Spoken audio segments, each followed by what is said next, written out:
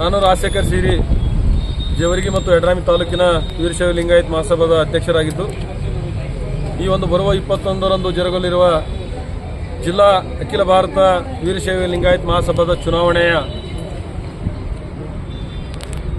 ಅಧ್ಯಕ್ಷ ಸ್ಥಾನದ ಅಭ್ಯರ್ಥಿಯಾಗಿ ಶರಣ್ಕುಮಾರ್ ಮೋದಿ ಅವರ ಪ್ಯಾನಲ್ಗೆ ನಾಳೆ ನಾಮಪತ್ರ ಸಲ್ಲಿಕೆ ಕಾರ್ಯಕ್ರಮ ಇರೋದರಿಂದ ನಾಳೆ ಬೆಳಗ್ಗೆ 11 ಗಂಟೆಗೆ 31 ಜನ ಅಂದರೆ ಅಧ್ಯಕ್ಷರು ಬಿಟ್ಟು ಇನ್ನು 30, ಅದರಲ್ಲಿ 10 ಜನ ಮಹಿಳೆಯರು, 20 ಜನ ಪುರುಷರು ಸೇರಿ 31 ಜನರ ಒಂದು ಪ್ಯಾನಲ್ನೊಂದಿಗೆ ನಾಳೆ ನಾಮಪತ್ರ ಸಲ್ಲಿಕೆ ಮಾಡಲಿದ್ದು, ಇವತ್ತಿನ ದಿವಸ ಒಳ್ಳೆಯ ವಿಚಾರಗಳನ್ನು ಇಟ್ಕೊಂಡು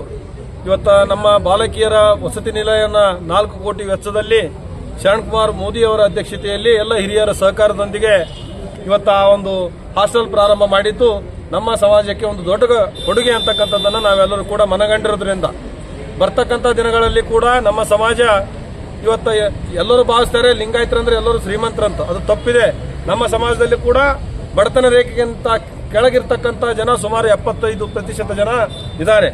ಅವರಿಗೆ ಬೆನ್ನೆಲುಬಾಗಿ ನಿಂತು ಮುಂದೆ OBC ಪಟ್ಟಿಗೆ ಸೇರುವಂತ ಕೆಲಸ ಕೂಡ ನಮ್ಮ ಶರಣ್ಕುಮಾರ್ ಮೋದಿ ಅವರ ನೇತೃತ್ವದಲ್ಲಿ ಜಿಲ್ಲಾ ಘಟಕ ಮಾಡ್ತಿದೆ ಅಂತಕ್ಕಂಥ ವಿಶ್ವಾಸ ನಮ್ಮೆಲ್ಲರಿಗೂ ಕೂಡ ಇದೆ. ಮತ್ತು ಪ್ರತಿ ತಾಲೂಕಿನಲ್ಲಿ ಒಂದು ವೀರಶೈವ ಹಾಸ್ಟೆಲ್ ತೆಗೆಯೋದ್ರ ಮುಖಾಂತರ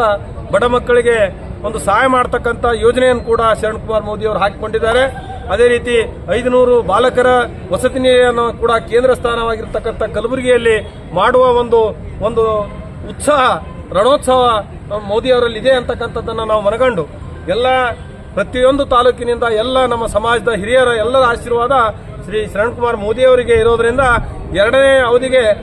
ನಿಶ್ಚಿತ ರೂಪವಾಗಿ ಖಂಡಿತವಾಗಿ ಶರಣ್ಕುಮಾರ್ ಮೋದಿ ಅವರು 2ನೇ ಅವಧಿಗೆ ಒಂದು ನಮ್ಮ ಜಿಲ್ಲೆಯ ವೀರಶೈವ ಲಿಂಗಾಯತ್ ಮಹಾಸಭೆಯ ಅಧ್ಯಕ್ಷರಾಗಿ ಅತ್ಯಂತ ಬಹುಮತದೊಂದಿಗೆ ಆಯ್ಕೆಯಾಗಿ ಸಮಾಜದ ಸೇವಕನಾಗಿ ಕಟಿಬದ್ಧನಾಗಿ ನಿಲ್ತಾರೆ ಅಂತಕ್ಕಂಥ ಅಚಲವಾದ ಆತ್ಮವಿಶ್ವಾಸ ನಮ್ಮೆಲ್ಲರಲ್ಲಿದೆ.